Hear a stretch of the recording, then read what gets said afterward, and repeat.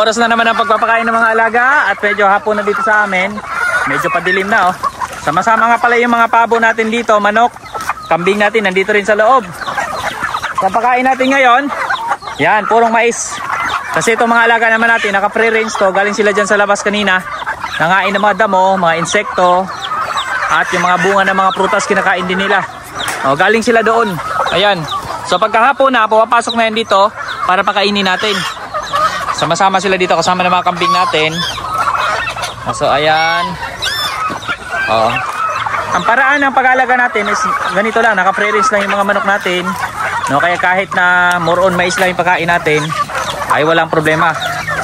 Dahil bukod sa mais, hindi tayo naka-focus lamang doon sa pagkain na mais. No, napapakain din sila natin ng mga natural na mga pagkain. Yan, tapos malaking tipid din kung gusto natin makatipid tayo sa pagkain ng mga alaga. O yan, halo-halo to. Magtanim tayo ng mga pagkain. No, itong mais na binibigay natin ngayon, pwede nating itanim. Mga azola, pwede rin yan. Madre de Agua, yellow corn, yan, magandang yellow corn talaga sa mga alaga din natin. Yellow corn at yung mga kasaba, kinakain din nila yan. O kaya palay, yung mga leftovers na palay. Pag malapit naman tayo sa palayan, yung mga leftovers na palay, pwede nating ibigay sa mga alaga natin. No, so titingnan din natin minsan kung ano yung resources na meron sa lugar natin. Kung halimbawa tayo ay nasa lugar na puno ng mga palayan, o yung mga leftovers palay, yun ang kukunin natin. Or kapag tayo naman ay nasa lugar na pwedeng pagtamnan ng mga mais, yun, mga mais naman ang ating itatanim. Or kapag naman tayo ay nasa lugar na tubigan, no? Magtanim tayo ng maraming azola. Diyan tayo makakamino sa gastos pagdating sa mga pagkain ng mga alaga natin. No, pagdating naman sa mga ito, mga kambing natin, pwede rin tayo magtanim. Kung kapos yung damo, pwede nakakulong lamang yung kambing natin. At bibigyan na lamang natin sila ng mga damo na napier grass. No, pwede tayo mangumpay.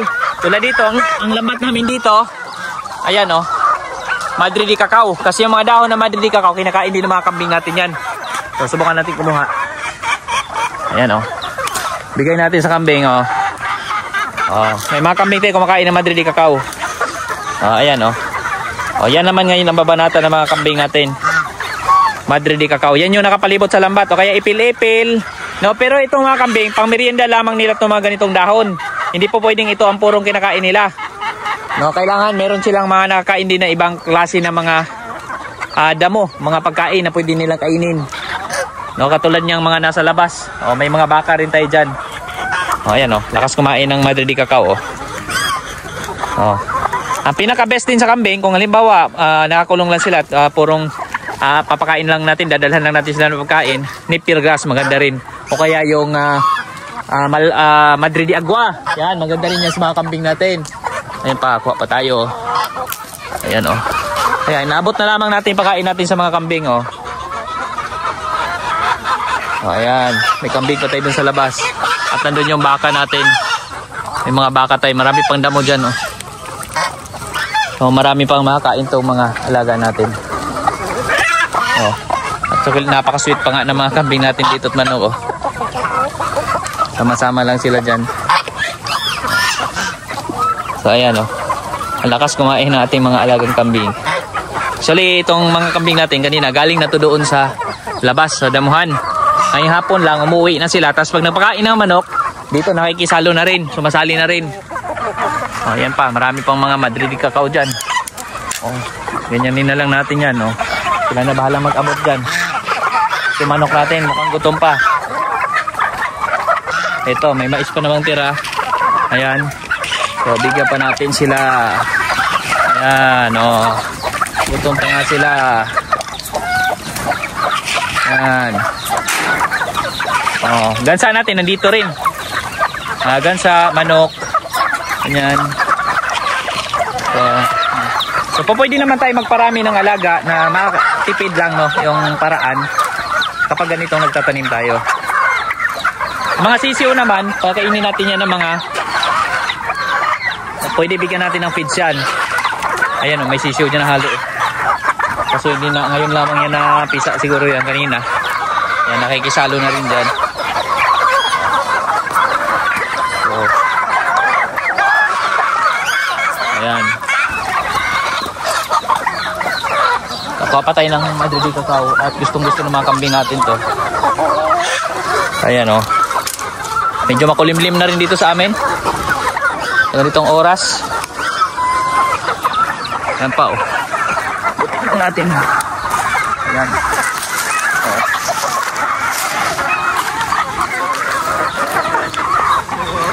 Oh.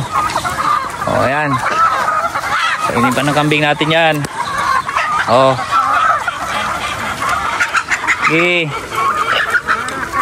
So marami naman, kung nasa bukid tayo, marami tayong resources. Lalo na kung nasa ilalim ng niyugan dito sa amin. More on niyog actually itong lugar na ito. So ang ginawa natin, minamaximize natin. Nagtanim tayo ng pwedeng kainin ng mga alaga. So para makatipid tayo, hindi tayo umastos ng sobrang malaki. Pwede na naman magbigay ng feeds doon sa mga alaga natin. Pero kung halanganin naman ang budget, so doon tayo sa kakayahan muna, sa kung anong kaya muna natin. So dito sa amin, ang paraan na ginagawa namin is more on tanim. Tulad ng nabanggit natin, mais, madre de agua, azola, yellow corn. So yan, pwede nating itanim.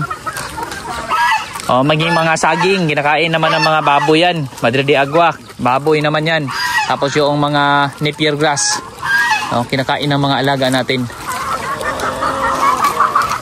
Napakaraming po pwede pa nating itanim at explore at palawakin palalo ang kabuhayan natin dito sa bukid. Ayan. Sige na, kain lang. Bilis nilang naubos.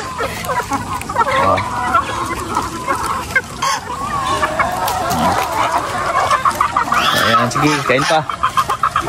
Doon sa labas naman, nandun yung mga baboy namin. May mga baboy kami doon. Andun mga nakataling baboy sa ilalim ng mga puno naman yan. Mga kulay putik na kasi lumulubog sa putikan. Tapos dito naman, yung mga bahayan ng alaga natin, bahay ng mga manok to dito. Ayan, bahay ng manok yan dyan. Tapos yung bahay ng kambing naman, nandun sa kabila. So ngayon, sinarado ko muna ito. Hindi mo na makalabas ng kambing at saka manok kasi agawan nila pag nagpapakain ng baboy. So ang ginawa natin, sinarado muna natin yan. Kasi ang mga bahay ng kambing naman nandun sa kabila. Yun ayun yung mga bahay ng kambing natin. Yan, yung sa likuran. Yung ibang kambing natin nandun na sa kabila. So itong ibang kambing natin nandito pa. Nangapit bahay pa, nakikisalo pa, nakikain pa sa mga pagkain ng mga pabo, manok at iba pang mga alaga natin dito. So simple-simple lamang din yung mga bahayan natin. Ito bahay ng manok gawa sa kawayan. Yan, nakapalibot. Tapos sa bawat side niyan, mayroong mga itlogan. Ito, may paitlogan tayo dyan. At ayan pa nga pala, mayroong pagtirang mais. Bigay na natin yung lahat.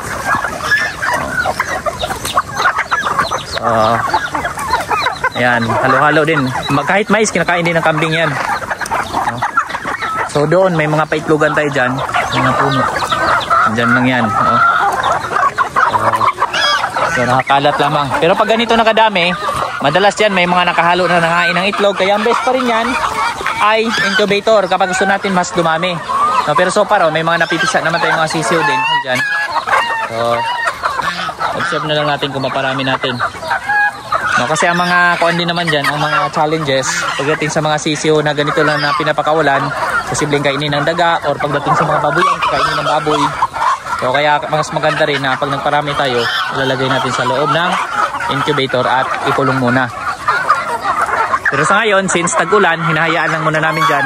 So itatry lang namin na mabuhay yung mga sisiw kasi noong mga nakaraan, nag-brooder kami, marami din ang sayang dahil nga nitong panahon ng tag-ulan. So ayan po, yan yung update natin mula dito sa bukid.